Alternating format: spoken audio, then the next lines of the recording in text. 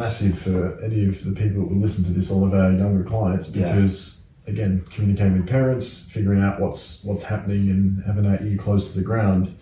Our clients won't even talk to their coaches. There's like this, I don't know what the right terminology is here, but sometimes coaches don't communicate with their clients, with their players. And I think the whole fear element and that old school authoritarian coach, it works for some people.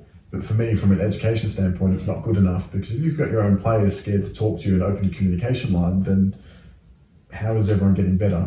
So what I mean by that is our players won't even ask our coach, can I go on trial with the 20s? Or can I go on trial with the senior team, or have a session, and those types of things. So if there's not that resilience or confidence or attitude around, going to ask for what you want, then I guess the question is, how bad do you actually want it? So you're gonna have a bit of a backbone, and with all due respect to people listening, you're gonna have that confidence, or what's the word I'm looking for here, to actually go and introduce yourself. If you want it, go and get it. But I think that also comes down to the education side of things as well, because we're going to talk about this about more down the track, but we get our beliefs from our environment from a very young age. So without really knowing what we're doing, that might have been built up from somewhere else, and you might not have the confidence there. So perfect example is, I lost my confidence, whatever happened, I didn't know why, it just happened at the time. But my dad always used to say to me, you need to be more confident more often, because when you are, you're unstoppable on the pitch, but it's not consistent enough.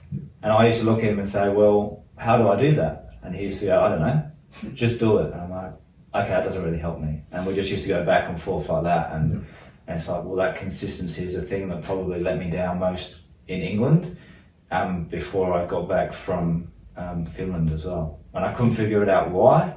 So I had to make that decision and find out what it was that I actually needed to do to go and do it. Now, if you have a player that is, worried or scared about going to talk to a coach or something like that, they need to figure out why. Instead of just going, I can't, because the more they say that, the more it's going to scare them. Correct. But if they can figure out why it is and become aware of it, like you mentioned earlier, and then go, okay, well, this is what I need to do, and then go do it, I think it'll be better. There's two different aspects. There's the parents and the coaches. So the parents, like your dad, you didn't know, which is not his fault. And probably 9 out of 10 parents right now in this world that we're living in, exact same position still. So our dad was the exact same. All he used to say was, just work harder. Push harder, keep pushing, which is what he knew. And still knows. But the thing that he used to do with us was, in terms of our coach, he always used to say to me, go and ask him what you can improve at. And I used to hate that. I was like, how am I going to go? Like, that makes me cringe. I don't want to ask my coach, where can I improve? He used to make me do it every 3 to 6 months. But him instilling that confidence to actually do that, and once you do that and take that first step to make that first conversation, it becomes easier and easier. But then on the flip side, the coach wasn't really used to that. And he didn't know how to communicate to me, or give me the tools to be able to do that before my dad forced me to do it. And that's what you said. Question for you. The coaches have to. So once you started doing that, did that become easier?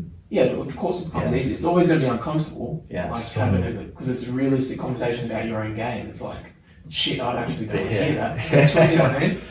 But the biggest thing for me is the coaches, from NPL all the way to juniors, to under sixes, they don't give players confidence to be able to have an open conversation, or they don't provide them the platform to be educated from them. It's just like, it's insane, and it needs to change. Like, that's the biggest part. The best example I've got for you, I was 8 years old, I just signed for a Centre of Excellence, Northampton Town, playing my first game, so excited. My dad's standing on the sideline, he tries and tells me what to do. So he says something to me, and I'm turning around, I'm looking at him, he's talking to me. The coach calls me over and says, come here. So he calls me over and says, sit down. He goes, do you know why I pulled you off? I said, no. He went, tell your dad I'm your coach, tell him not to say anything ever again. I was like, right. And then came to Australia, did some coaching, the complete opposite. The coach was standing there, he had all 8 parents around, and I'm like, what's going on here? I was like, I can't handle this. But again, I think there needs to be that balance, Don't get me wrong, I don't think parents should be telling their kids what to do on the pitch, firstly, it distracts them from what they're trying to do. Secondly, they have a coach for a reason. But if the coach, the parent, if he wants to approach the coach, they should be able to communicate as well. Absolutely. It shouldn't be just the kid has to talk to me only, because that's how we were brought up. Like, if something's going on, the kid only talks to me. Whereas sometimes, the kids are still maturing and you want them to learn, but sometimes, the parents need to be able to talk to you as well. So I think there needs to be that balance. But saying that, my dad never really said anything again after that, so he just waited till we got home. I think talking about football as a whole and Australian football, and we've got massive issues. There's some great things, but there's a lot of things that need to be changed and improved when it comes down to education. So I think the balance or that equation between coach, parent, player, that tripod, that triangle, is something we haven't got correct yet, because it's either the academy coach doesn't say anything, arms crossed, parents can't come near me, I'm too professional, which I don't believe in either, because there is no communication, or it's the parents are telling their children what to do, going against the coach. So I don't think we've got that formula right just yet. That's a whole nother topic. Okay, talk to me